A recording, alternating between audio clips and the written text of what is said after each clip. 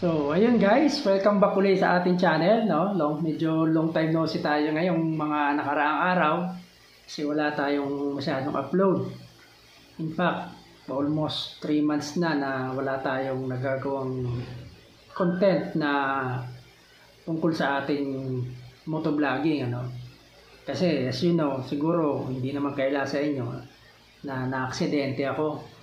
Kaya hindi tayo makakapag-ride o makapunta sa mga gusto nyong makitang lugar. Kaya ganito muna tayo. So anyway, mag-share muna ako sa inyo yung tungkol naman dito sa ating head cylinder 14. Yan. O yung iba tawag niyang port and polish, ano? So yung naririnig natin yan. Pero ano ba itong porting, no? Itong porting, yung head, dun to sa ano yung head ng block natin. Yung pinalalaki yung butas na intake at saka ng exhaust, no? Yung butas nun, pinalalaki niya. Ginagrind yun ng paunti-unti hanggang sa lumaki, no? Ang purpose kasi nun, para tumaas yung volume ng air na pumapasok at lumalabas. So kasi sa mga gustong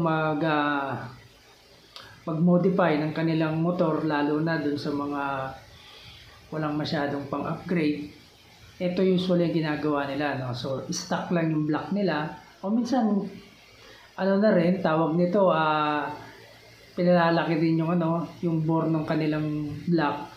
Tapos sa head, ginagawa nila, pinalalaki din yung butas, yung intake tsaka yung exhaust. Pero ito nga yung porting, no? Para bumilis yung kanilang motor, bumilis o tumaas yung horsepower ng kanilang motor. So usually makikita mo to sa mga motor ng mga nagda-drag racing, no? Mahilig sa racing, na usually yun pa din ang yun pa din yung stock na gamit nila na block, no? Pero modified din sa loob. Stock din yung head pero modified na rin. So ito yung sinasabi nila na stock lang pero kargado. Kaya magtataka ka dun sa iba, stock ba yun? Bakit ganun manakbo? Yun. So ito yun yung mga sikreto ng ibang mga racer, no? Port and polish, so porting. Yung actually dalawang bagay yan, yung porting tsaka yung polish. Kasi yung iba hindi nila yan pinapolish.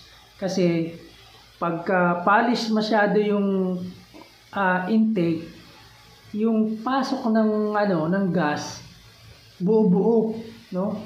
Hindi siya yung parang hamog lang ang pasok. So pangit pagka ganon. Kaya hindi nila yan, kumbaga, ginagrind nila yan pero hindi nila pinapolish siya ng gusto para yung pasok ng hamog nabi-breakdown nung na yon, yung medyo rough edges na yon na pagpasok dun sa loob. So yan yung purpose ng pagpo-porting. Ngayon, hindi naman yan recommended sa mga stock na kumbaga hindi ka naman tawag nito, hindi ka naman racer, wala ka naman planong sumali sa mga racing, huwag nyo nang gagawin yan. Kasi unang-una, hindi rin kasi basta-basta magpapa-port and polish.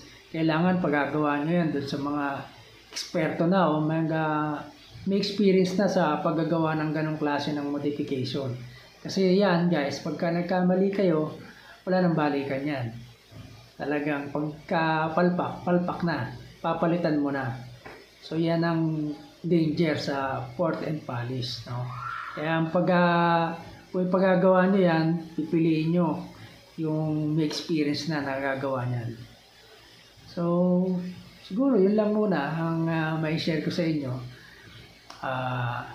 tungkol dyan sa tinatawag natin na cylinder head porting. Yan. Hindi siya guys, hindi siya tawag nito, hindi siya maintenance, isa siyang uri ng modification. Alright?